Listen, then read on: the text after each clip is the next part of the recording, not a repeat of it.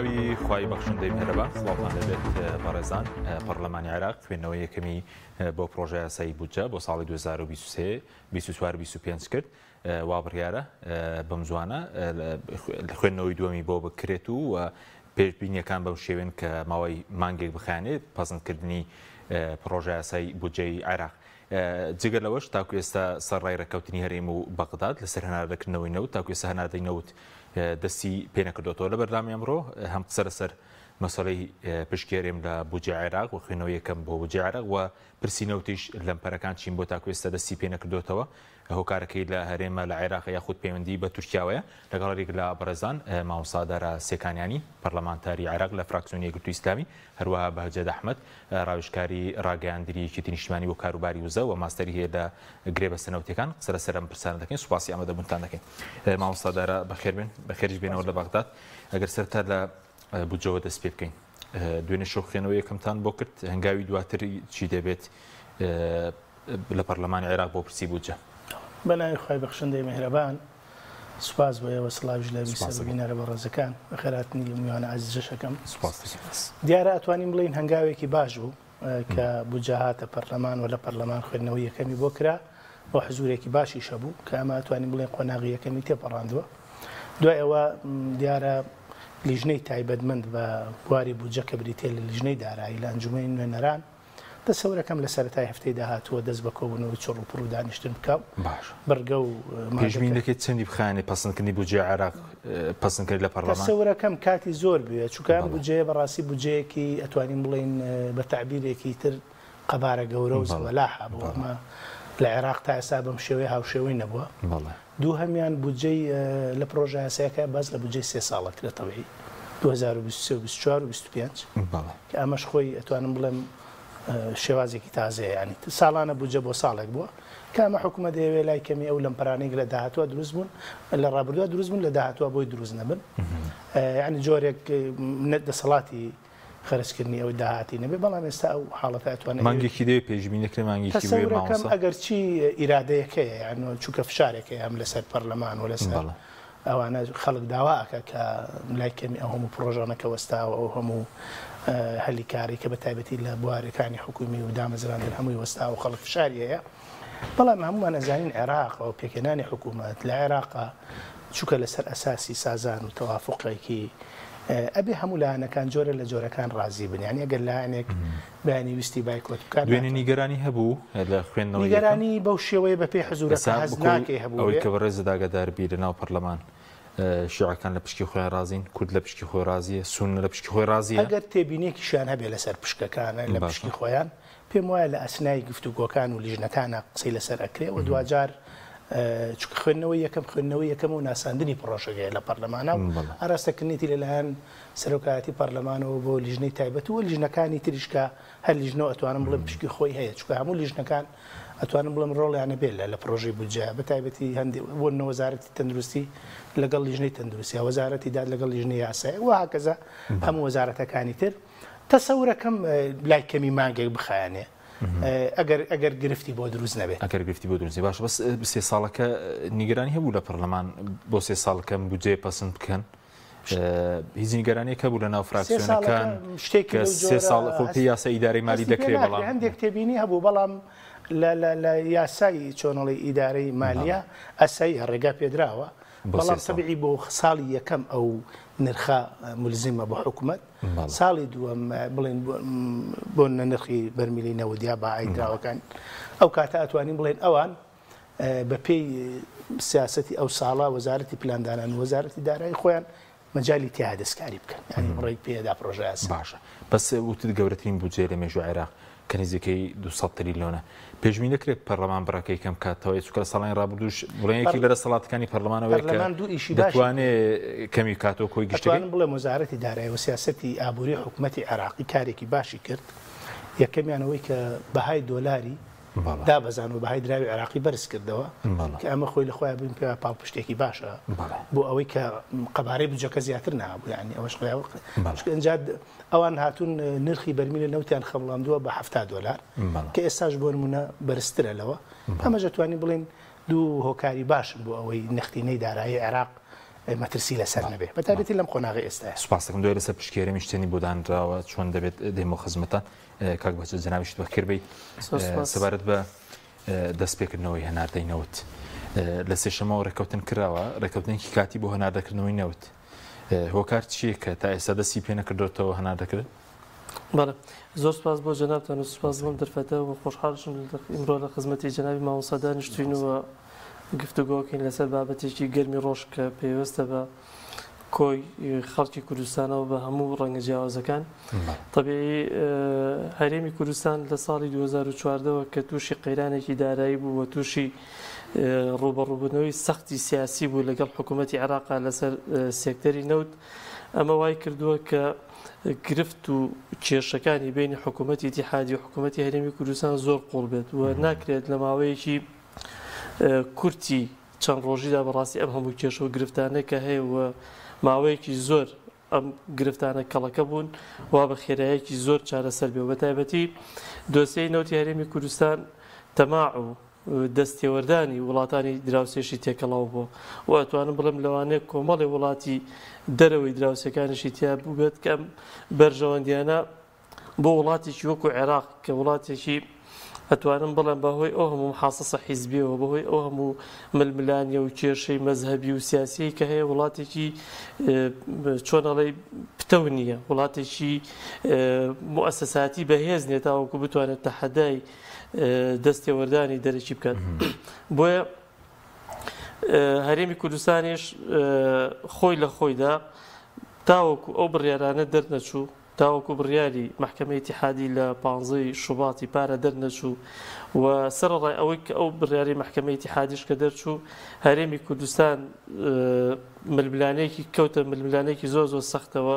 بڕیارەکەی ڕەت کردەوە دادگاکەی ڕەت کردەوە ئەوەی لە توانایدا بوو کردی بەڵام ئێستا دۆخێکی تازە هاتۆتە پێشەوە دوای ئەوەی کە تورکیا پابندبوونی خۆی بە جێبەجێکردنی بڕیارەکەەوە ڕاگەاند هەرێمی کوردستان ئیتر دەرچە و منفەزی تری نەماتەوە هەموو دەرگاکانی لێداخرا و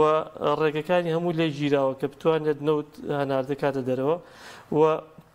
ئەو وڵاتانی تریش کە دراوسێتی بەڕاستی کە بۆ نمونە ئێران دەرچەی دەریایی لەسەر بۆ ئێران لە هەرێمی کوردستانەوە زۆر دوورە مەحاڵە بتوانێت ئەوە بکات لێەوە کە بتوانە کاتیشی دەوێت ئەمە یەک وە خاڵی دووەمیش تورکیا تاکە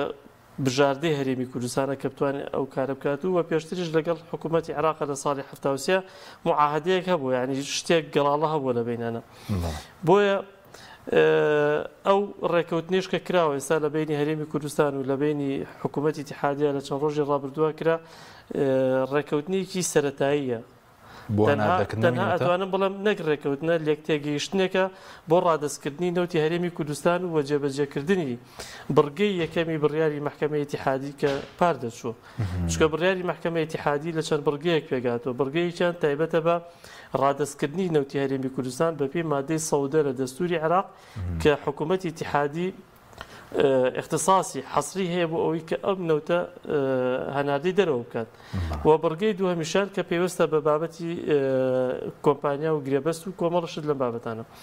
بەڵام ئێستا ئەوەی کە کراوە طبیعی بابەتی ئیداعکردنی ئەم پارێ لە چی بانقێکە ئیداعکرێت ئەبێت لە بانقێکی تازاوەکو بەپێ ڕێکەوتنەکەشەیە کە ژمارە حسابیەک بکرێتەوە و ئەم ژمارە حسابیە ئەم پارەی بخرێتە سەر و هەروەها کێ سەلاحیەتی سەرفی هەیە و کێ ئەم مامەڵی ئەکات و اینجا یعنی ئەو کۆمپانیانە چێن کە هێن نەوتی کوردستان ئەکڕن باشە بەس بۆ دوای لەسەرەوە بە تەفاسیڵ بۆ هەناردەکە دەست پێ ناکاتەوە هەناردەکە ئەم ڕێگریانە هەیە بەڕاستی و سەرڕای ئەوەش ڕێگریەکی تر هەیە کە وەکو لە ڕاگەاندنەکانەوە باس کراوە کە تورکیا ڕێگرە لەوەی کە نەوتی هەرێمی کوردستان بڕوات داوای کردووە کە ئەو داوایی کە حکوومەتی عێراق هەیە طبیعی حکوومەتی عێراق دوو داوای لەسەر تورکیا هەیە یەکەمیان لە ساڵی 2014 تا ساڵی 2018 کە ئەوە حەسم بۆ یەک لای کرایەوە ئەمەی قۆناغی دووهەمیشیان کە بریتە لە قەرەبووکردنەوەی عێراق کە ئەم مەبلەغە پارێ 30 میلیارد دلار زۆرە بۆ حکوومەتی تورکیا. لە سکاڵای دووەم 2010 بۆ 2023 یەکلا نەکراوە، یەکلایی نەکراوەتەوە هەتاوەکو ئێستا ماوەتەوە لە دادگای ناوژیوانی پاریسە تاوەکو ئێستا یەکلایی نەبووتەوە و ئەم یەکلاییکردنەوەش بەلایانی کەمەوە لە ساڵێک بۆ ساڵ و نیوەکی زیاتر ئەوێت. باش ئەگەر بەس پێ لە تورکیا ئەوەی کەسە داواکاری هەیە دەڵێ بۆ نمونە ئەو سکاڵای دووەم بڵین لێ خۆشببوون هەبێ یا خۆ هەڵپەساردن هەبێ یا خود لابردنی هەبێ لەگەڵ قەرەبوو 1 میلیارد و 500 میلیۆن دلارەکەش کە لە سکاڵای یەکەمە لا ببرێ ئەوە داواکاری تورکیا خۆی سەریکە لەم داوای کە کۆتایی هاتووە ملیارێک و 900 و تقریبا 970 میلیۆن بۆ عێراق بڕیاری لێدرا بوو. یعنی تورکیا قەرەبووی عێراق بکاتەوە، تورکیا قەرەبووی عێراق بکاتەوە. بەڵام لە بەرامبەریشدا تورکیاش کۆمەڵێک پارەی هەیە لەسەر عێراق بۆ نمونە کەمی هەناردەکردنی عێراق بەپی ئەو ڕێکەوتنە کە هاتووە کەمی هەناردەکردنی عێراق نەوتی کەمتر هەناردەکردووە لەگەڵ کۆمەڵی ڕسوماتی تر کە کەوتوتە سەر عێراق کاتی خۆی نەیەوە دەوری 500 میلیۆن دلار بوو. ئەمە مەقاسەیەکیان پێ کردووە ملیارێک و 470 میلیۆن لەسەر تورکیا ماوەتەوە. ئەو لە سکاڵای یەکەم، ئەوە لە سکاڵای یەکەم. سکاڵای دووەمیشکە عێراق داوای کردووە کە ئەم نەوتەی هەرێمی کوردستان بە قاچاق براوە و تورکیا هاوکاری کردو و زەرەر و زیانی گەیاندووە بە سەروەتی نیشتیمانی عێراق باعتباری کە کوردستانیش بەشێکە لە عێراق. عێراق ئێستا داوای 30 میلیارد دلار دەکات. بەس دوای دادگا بڕیاردا بڕکەی بەدڵنیایی ئەو دادگا بڕیاردە یەکلایەکە. سپاسکەم لەسەر گرێبەستەکان قسە دەکەین مامۆستا سەبارەت بە ئەو ڕێکەوتنێک کە کراوە دوای لەسەر بودجەش قسە دەکەین. ڕێکەوتنێکی ناچاری بۆ ڕێکەوتنێک ئەگەر ناچاریش بێت لە بەرژەوەندی خەڵکە کە دەرچەی دیکان نەبوو بە دوای داوگەڕێم جارە ڕێکەوتنەکە کرار بۆ هەناردەکردنەوە و وەڕازکردنەوە تێرین بەسۆمە ئەتوانین بڵێن ڕێکەوتنێکی باش بوو بەڵام لە کاتێکی درەنگ وەختا ئەبوو ئەم ڕێکەوتنە پێشتر بکرایە نەک هەرێمی کوردستان پەنای بۆ ئابووری سەربەخۆ ببردایە. غەڵەت بوو ئابووری سەربەخۆ بەدڵنیایەوە ئەنجامەکانی دەرکەوت کە بۆ چونکە تۆ پشتیوانیەکی نێودەوڵەتی پشتیوانیەکی سندوقی دراوە نێودەوڵەتی نییە پشتیوانیەکی UN نییە دامپیاندراونی یعنی اینجا لەو لاشەوە کە لە هەمویان بەهێزتر دەستور ئەم مۆزوع یەکلا کردوێتەوە. دەستور ئەڵێ پرۆژەی فرۆشتن و دەرهێنانی نەوت لە هەرێمەکان ئەبێ مشتەرەک بێ لەگەڵ حکوومەتی ناوەندیە. ئێکاڵی سەربەخۆ ڕێگە و خاڵیتیانە ئەو بەشەیتیانە بۆیە دادگای فیدرال لە 15 شوباتە ئەوەی بە نایاسایی لە قەڵمدا و پێم وایە ئەوە سەرەتایەک بوو. ئەتوانین بڵین هەنگاوەکە دروستە ئەگەرچی درەنگ وەخت بوو ئەمە باشترین بژاردە بوو. خۆزگە پێشتر ئەمەی بکردای هەرێمی کوردستان بۆ ئەوەی نەگەیشتایە بەو دۆخەی کە ئێمە بە تایبەتی لە 2014 تا 2023 جۆرێک لە قەیران یان جۆرێک لە ئەگەر بڵین هاوڵاتیانی هەرێمی کوردستان باجی ململانە سیاسیەکانیاندا بۆ چونکە ڕێکەوتن بوون لە بینی شخص و لە بینی لایەنێک و لە بینی تەحالوفەکە. ڕێکەوتنەکان لەسەر ئەساسێکی پرۆتۆکۆلی نەبوون، ڕێکەوتنەکان لەسەر ئەساسێکی دەستوری و پاڵپشتێکی یاساییان نەبوو. لەبەرەوە ئەتوانین بڵین لەو بۆدەوە هەنگاوێکی باشە بەڵام لاواز دیار بوون لە واژۆکردنی ڕێکەوتنەکە و شێوازەکەی نەکردن لە بەڵام من ئەڵێم ئەمە گرفتە ئەم تێبینیم بۆ دروست بوو. تۆ سەربەخۆکە پرۆژەی ئابووری سەربەخۆ بە دەستکەوت بزانی باشە و چوونەوە گەڵ عێراقیش کە تا دوێنێ بەم فلیستە زانی هەر بە سەرکەوتنی بزانی. ئەمە یاریکردنە ئەگەر بڵم بە تعبیرێکی تر یاریکردنە بە هەستی خەڵک یانی واقعیان تۆ بیرکەرەوانە ئێمە بەڕاستی لە دوای ئەمە مبەڕێک نامێنە بۆ حکوومەتی هەرێمی کوردستان بۆ دەسەڵاتدارەکانی هەرێمی کوردستان کە هیچکە یاری بەقوتی فەرمانبەر ئەمە بۆ عێراقیش دروستەوەیە ئەوانش مبەڕیریان ناوێنێ بالفعل بوانی عێراق بەشەکەی هەرێم ئەمە دوولایەنەیە بەڕاستی ئەبێ هەردوو لا پابند بن پێوەی ئەوەی پێشتر چونکە بەکوتم پاڵپشتێکی یاسایی و دەستوری نەبوو ئەوە تا هەرێم بە دەستور و بە دادگای فیدراڵی دۆزیەکەی لە ساڵی خۆی یەکلاکاتەوە. ئێستا کە تۆ ئەچێ چوارچەوەی دەستور و یاساکەوە هەتا من ئەو تێبینێ مەبوو دوێنێ باسیشمان کرد لێوتم ئەم ڕێکەوتنشکە کراوە ببێ بە خاڵێک لە پرۆژە یاسای بودجە بۆ چووکە سەنەدێکی پرۆژە یاسای بودجە و متمانەی پەرلەمان و ئەوەی ئەبێ کە ئەمە بەهێزە بێ هەنێ و کاتە دەبێ هەموار بکرێت ئێستا نووسراوە هەرێمی کوردستان 400,000 بەرمیل هەنار دەکە و کاتە دەبێ وڵای سۆمۆ 400,000 بەرمیل تێرێم هەموارەکە ئەتوانین بڵین هەر ئەوەی ئێستا لە پرۆژە یاساکە باسیێواکە کە ڕادەستێکا و لە ڕێی سۆمۆ و لە ڕێی بانکی یعنی بەسەر پەرشتی حکوومەتی عێراق و بە هاوبەشی لەگەڵ هەرێمی کوردستانە بەس ئەمەی کە ئێستا ئەڵێ بۆ نمونە ئێستا ئەگەر هەڵەنە بەم ڕێکوتنەکە دوێنێ وا بوو ئەڵێ ئەمە ڕێکوتنی چ کاتیە هەتا پرۆژە یاسای نەوت و غاز دەرەچێت یاخود بودجە ئەی ئەگەر پرۆژە یاساکە دواکەوت ئایا وەکو 200 میلیارد و 400 میلیارەکە گرتمان بۆ دروست نابێ چونکە ئایا ئەمە شتێکی دوولانەیە بێ هەرێم پابند بێ و حکوومەتی مرکزیش پابند بێ گرفتەکە لەوایە خۆ لە ساڵانی ڕابردووشە لە بودجە پشکی هەرێم دیاری کراوە بەڵام دوجار ئالۆزی پەیوەندیەکانی نێوان هەرێم و ناوەند ئەم گرفتەی دروست کرۆ و باجەکەشی خەڵک داوێتی یعنی ئێمە وتمان ئەم ڕێکەوتنانە لەمە دووە باجەکەی هاوڵاتیان نەیدەن یعنی ئەمە ئەم حاڵەتە چونکە ئێستا کاکە یعنی موچەی خانە نشینی لە سەرتاسەری عێراقا لە 450 بۆ 500,000 کەمتر نییە لە هەرێمی کوردستان 200,000 نرخی سوتەمەنی لە مرکز ناوەڕاست خوار و عێراق چەنە و لێرە چەنە باش تاعینات ئەم هەموو گەنجی ئێمە کە بەلێشا و ڕوو لە ئەوروپا ئەکا و بەشێکیان هەر ڕۆژەی لە وڵاتێک مەزموعەیە ژیرە نێسا ئەمڕۆ لە لیژنەی خارجی بووین لە پەرلەمانی عێراق کۆمەڵە خەڵکی سلێمانی وەبزەم لە وڵاتی هەند دەست بەسەر کراون کە باز لە وەستاورەوە کرێت چەند ساڵی حکم بدرێن کە پاسەپۆرتی تەزویر یعنی ئەمە ئەم بێباچیە بەرامبەر بە گەنجی خۆت بە وڵاتی خۆت بە دەرسوی زانکۆکانی خۆت یعنی لە 2013 مبەرر ئەمێنێ بۆ حکوومەت هەر خەڵک تاعین نەکا تۆ ساڵغانە خەڵک تەقاوتەکەی خانەنشینی ئەەکەی بەڵام لەو لاوە ئامادەنی هیچ کەسێکی دابمەزرێنی لەبەرەوە ئەمە پێدوای ئەمە دەبێتە خێر بۆ هاوتاکردنی من پێم وایە سەرەتایەکی باشە و ئەبێ هەموو هێزەکان باشە هەموو هێزەکان بەبێ جیاوازی بە هێزەکانی دەسەڵاتیشەوە بە حیزبەکانی دەسەڵاتیشە باشە چونکە ئەمە لە بەرژەوەندی کۆی گشتی خەڵکە ئەبێ فشار بۆ سەر ئەم دەسەڵاتە دروست بکەن کە ئیتر کۆتایی بەو حاڵەتە پێش ڕابردوو بێندێ سوپاس دەکەم کاک بەچێت سەبارەت بە ئێستا سۆمۆ لەمە دووە سۆمۆ نەوتیاریم دەفرۆشی قازانجیەکە هەرێم چەند دلار لە هەر بەرمیلی قازانگە بیفرۆشی کاک تقریبا لەم ئەخیرانە هەرێمی کوردستان لە بینی 90 بۆ 25 دلار کەمتر فرۆشتوێتی یعنی لە خوار سعری جیهانیەوە لە 90 بۆ 20 دلار 25 دلار کەمتر فرۆشتوێتی لە خوار عێراقیشەوە تقریبا نزیکەی دەوری 7 دلار بۆ 15 دلار کەمتر فرۆشتوێتی بەم معدل هیلانی کەم 4-15 دلاری بۆ دەگەڕێتەوە 3 دلاری بەدڵنیایی بۆی دەگەڕێتەوە و ئەو داهاتە گەڕێتەوە بەزی ئێستا کریاران ئامادەن بنرخی سۆمۆ نەوتیارێن بکرن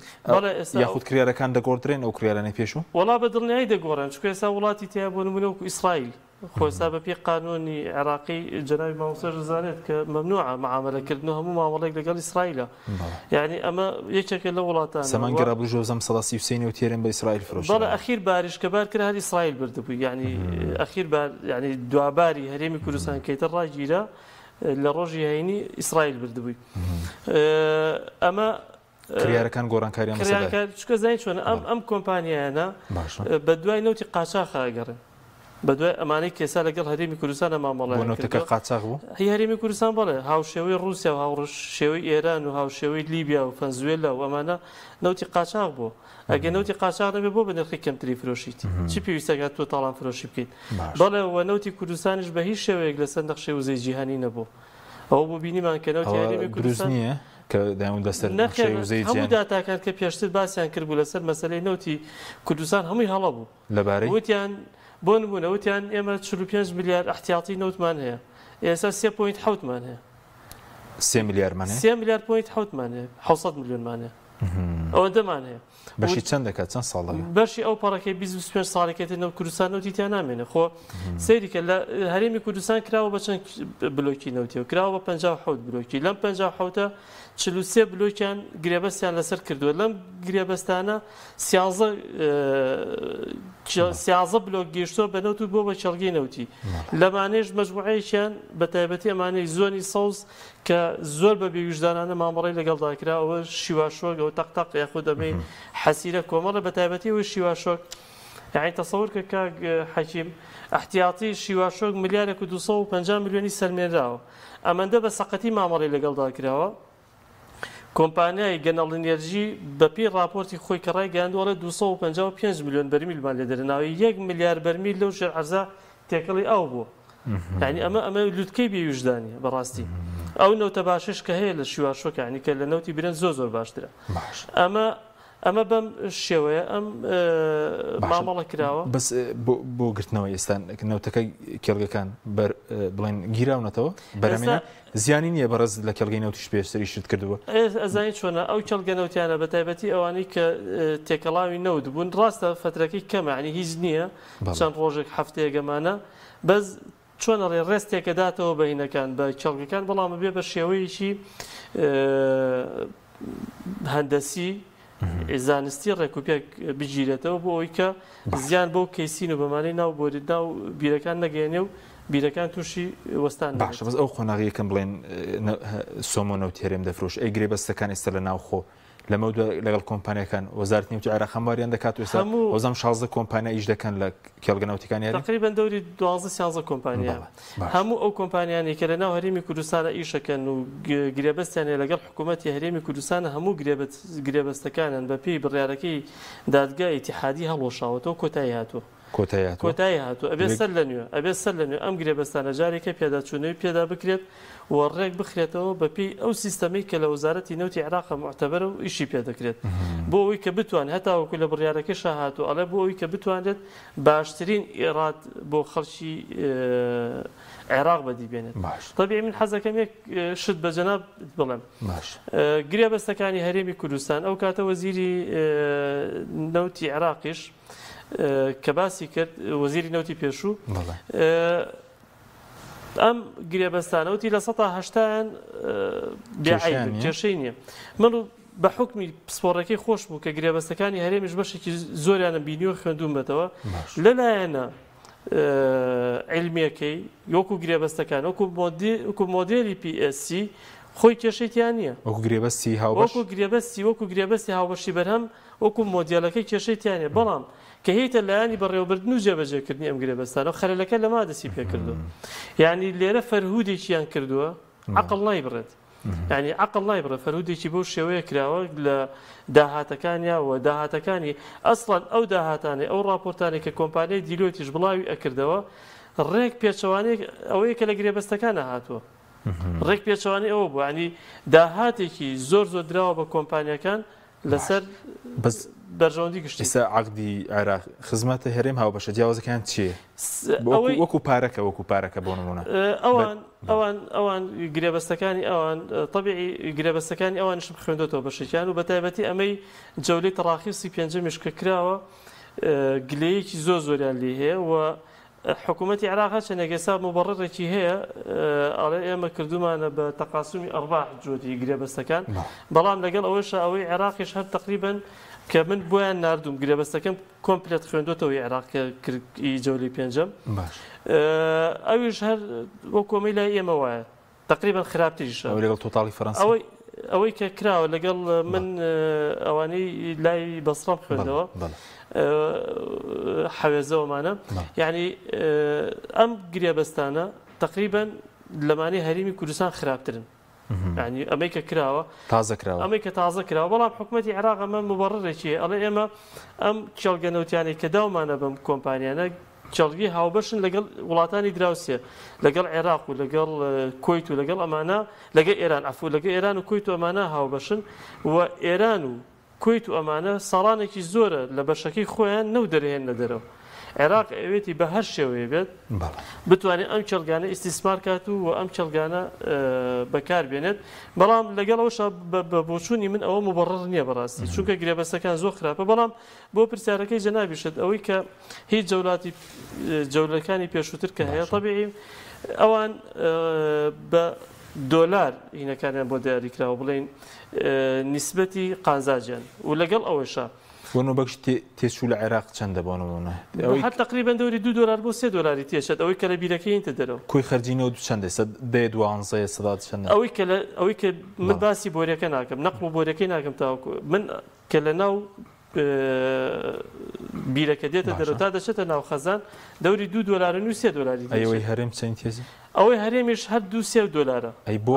خەرجەکەی زۆر خەرجەکەی ئەم لە چیدا ئێستا بۆ نمونە ئەمەی شێخان و ئەمانە سێری کارە $3.5 بەرمیلی کە دێتە دەرەوە و شیواشۆک کەمترە شوێنەکانی تر یعنی ئەمانە تقریبا بە شێوەیەکی معدل لە بینی $3 بۆ $3.5 ناچێتە $4 خەرجی 1 بەرمیل لەو کە لە زەوی دێتە دەرە بەڵام لە چیا اینجا ئەمانی هەرێمی کوردستان بڵێن کۆستەکەی زۆر ئەبێت لەو مامەڵە نادروستی کە کراوە لە بەڕێوەبردنی گرێبەستەکانە ئێستا بۆ نمونە کۆزڕکەڤەرێکی زۆر ئەگەڕنەوە بۆ شەریکان ڕۆیاڵەتی نادرێ بە حکوومەتی هەرێم و حکوومەتی هەرێم بەشێ لە کێڵگەکانی ئەسڵان بە کۆمپلێتی داوە هەر بە کۆمپانیەکان لە 100 داوەتی بە کۆمپانیەکان خۆی یەک سامی نەماوە تێیدا. سوپاس دەکەم مامۆستا سەوارد بە پشکی هەرێم باسی 16 تریلیۆن و 600 ملیارێک دەکرێت ئەم پشکە توانرێت تاویەک لا بکرێتەوە یاخود سەرسەرەوە بۆچی نەتوانراوە سەدا 13.9 جێگیر بکرێت لە 12 ڕێژەکە لە بوجە؟ دیارە ئەتوانین بڵێن ئەگەر گەڕێنەوە بۆ بیدایەت بە خولەکانی پێش و پشکی هەرێم لە سا 7 بوو و دوجار ئەم پشکە کەم کرایەوە ئێستا لە سا 12.6 شتێکەوە بزانم گەڕاونە 67 ئەمە خولی پێش و شەروا بوو خولی پێش و تروا بوو لەسەر و نسبەیە ڕێکەوتون ئەگەر چی بە پێی سەرژمێری وەزارەتی پلاندانان و ئابووری عێراق بێ هەرێم ژمارەی دانیشتوانی لە سا 14 عێراق پێکەێنێ ئێمە و تێبینیشمان هەبوو کە ئەکرێ وەفتی مفاوزی هەرێم یان یەکێک لە گرفتەکانەوەیە کاتێک لێرە وەفتێکی دانیشتن ئەڕۆی بۆ گفتوگۆ لەگەڵ حکوومەتی مەرکەزیە ئەتوان بڵێم وەفدەکان زیاتر نوێنەرایەتی لایەنێکێ کرد ینی هەمووان بۆش لە 12 کە رازی بوون ئەکرێ خۆ ئەوان هەوڵی خۆیاندا بێ بەڵام ئێمە من زۆر داوای ئەممان کرد پێویستە هەرێمی کوردستان لیژنەیەکی هەبێ لیژنەکە پسپۆر بن لە بواری ئابووریە و پسپۆر بن لە بواری یاساییە وی هەر ڕێکەوتنەکەن ڕێکەوتنەکان دوایی وەکووانی پێشوو گرفتمان بۆ دروست نەکەن لە ڕووی یاساییەوە دووەم ئەکرێت تۆ ئیسفادە لە خەڵکی پسپۆر بکەیت لە هەر لایەنێک بێ خۆمەرجنی ئەمە هەر لە لایەنی دەسەڵات بن خەڵکی پسپۆر بە تایبەتی لەم بوارەیە خاڵێکی تر ئێمە لە هەرێمی کوردستانە باشە نزیکەی لەوانێ بڵێن ملیۆنێک ئاوارەی عێراقیمان هەیە عەرەب و غەیری عەرەب کە لە کوردستانە دوجار بەشێ لە خەدەماتی ئەمانە لە ئەستۆی حکوومەتی هەرێمایە ئایا نائەکرا ئەمە لە کاتی مفاوەزاتە ئەم پشکەی هەرێم شتێ زیاتر بگرێت نەمەوەکو پێشنیار و تەرحێکە ئێمە چەند جارێ داواشمان کرد ئەکرێ ئەوان هەوڵی خۆیاندا بێ بەڵام لەسەر ئەوە ڕێکەوتون ئەمەی کە لەسەری ڕێکەوتون باز لە بەشی هەرێمەکرێ 22 23 ئەوە ئەمە زۆرە تەبیعی کە شانزەی بڵین بۆ ئەوکتر بجێ حاکیمە ئەوانە کە لێبە بەڵام شانزەکەش زۆر یعنی ئێمە یەکەم جارە لە هەرێمی کوردستانە ئەو قەبارەیە 2014 تریلیۆن هاتووە بەڵێ ئەمە ئەتوانین بڵین داهاتێکی باشە بەڵام چۆن هەرێمی کوردستان پلانی چییە بێ چۆن ئەتوانێت ئەمە بخاتە خزمەت مەترسیەوە شێ پارەکە بە باشە بەکارنێن ڕێگەر بشێ ئێمە وەکوتم لە ڕابردووە ئەم پشکە خۆ بۆ هەرێم هاتووە و خۆیان ئێستا داهاتەکانی هەرێمیش ئێمە بەڕاستی خۆمان ئەزانین داهاتی هەرێم کەم نەبووە داهاتی خاڵە سنووریەکان داهاتی باجینە خۆ ئەو فەرمانگانەی کە کێشەوە کە دەستێکی ئەمین نەبووە کێشەکە لەوایە ئەم با بڵین جۆرە لە شەفافیت نەبووە جۆرە لە شەفافیت نەبووە ینی ئێمە کاکە ساڵی وامان هەیە خۆ ئەمە ینی سیستەمێک لە وڵاتایە داهات کە ئەتوانم بڵم لە نازانم لەسەر زەویا لەوانەیە نمونەی نەبێ یا هەر زۆر کەم بێ یعنی معقولە لە ساڵی 2020 باشە 4 موچە درراوە بە فەرمانبەرانی هەرێم ئێ باشە خۆ ئەم حکوومەتە لای کەمی ئێسا بوو داوای لێبوردن لەو خەڵکە بکە یا بڵێ قەرەبوتانەکەمەوە یان بڵێ سیستەمێکی هەژماری بانکیت بۆکەمەوە کاکە لە بری زەریبە و لە بری غەرامە و لە بری پارەی ئاو کارەبا فەرمانبەرەکە بە ئەمە بۆ حساب کرێ یعنی ئەوەش ناکە لەبەر ئەوە بۆیە یعنی ئایا چ زەمانەتێک هەیە ئەم پارەیە دوجار بۆ خزمەتی فەرمانبەران و هاوڵاتیان ئەو کاتە ئەگەر بۆن ڕێکەوتنەکە کرا ئەو کاتە دەبێت موچە هاوتە عێراق بکرێ کێشەی بنزین وەکو عێراقی لێ بڵین سوتەمەنی پێم وایە ئەزەفڵئیمان ئەوەیە ئەگەر لێوێ باشتر نەبێت نابێ خراپتر بێ مەسەلەی دامەزراندنی ئەو هەموو گەنجەی چەندین ساڵەکە زانکۆپەی مەنگایەتەوە کردووە ئەوەی پەیوەندی بە خانەنشینەوەی کە بەڕاستی خانەنشین لە هەرێمی کوردستانە کابرا 30 سال خزمەتی کردووە بەداخەوە ئێستا شکۆی ئەشکێندرێ لە بەرنمی باقەکانە وێڕاوی موچەکەی کەمە و لە کۆتاییشا پێ ئەمە ناکرێت ئەتۆی لە عێراقا یاسایەکی خانەنشینی کاری پێکرێتەوە لە هەرێما خاڵێکی تریان مەسەلەی نرخی سوتەمەنیە بەڕاستی کە ئەڵی نرخی سوتەمەنی کاریگەریە بێ بۆ سەر تەواوی شمەکەکانی بازار چکە تۆ لەوێ کە لیترێ بنزین بە 450 دینارە بەڵام لێرە 1000 دینارە یا خوار و 1000 دینارە ئێکای دووقات و سێقاتە یعنی ئەمە لەبەر ئەوە جۆر خاڵێکی تر مهمە زەمانەت جۆرێک گرنتی بدرێ بە فەرمانبەران چاوەڕوانی ئەوە نەکەن ئەم شۆ لە فڵان کەناڵەوە هەواڵێکی بەپەلەدا بەزرێ بڵێ بەیانی موچەی فڵان وەزارەت بدرێ یعنی لە وڵاتێکی سیستەماتیکی و ئیداریە بەڕاستی عیبە یعنی تۆ کابرا موچەی ئەم مانگە وەرەگرێت ترسیا بێ بۆ موچە مانگی داهاتوو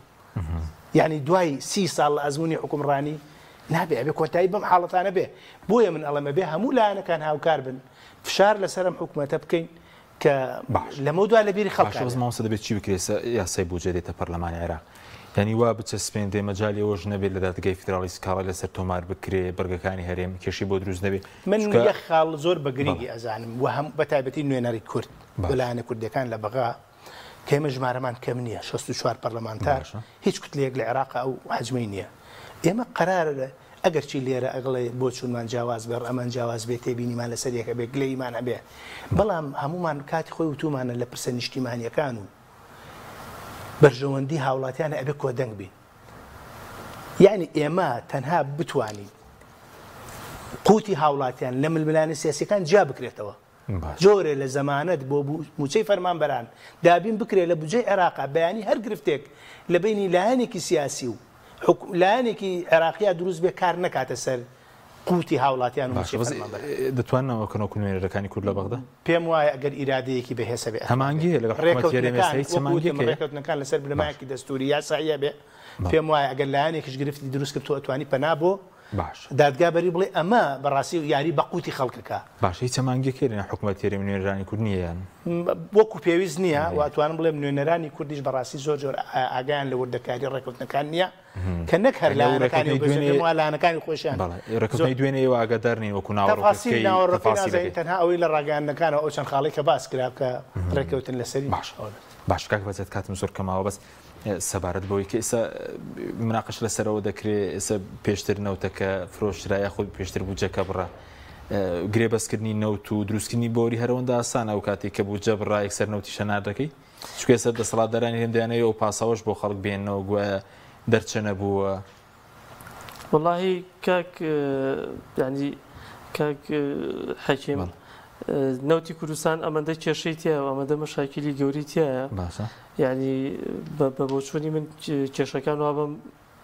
ئاسانی حل نابێت 2014 کە دەڵێن پێشتر نەوتەکە هەنا دەکرایان بودجەکە بڕا 2014 ئەوەی کە کرا ئەوەی کە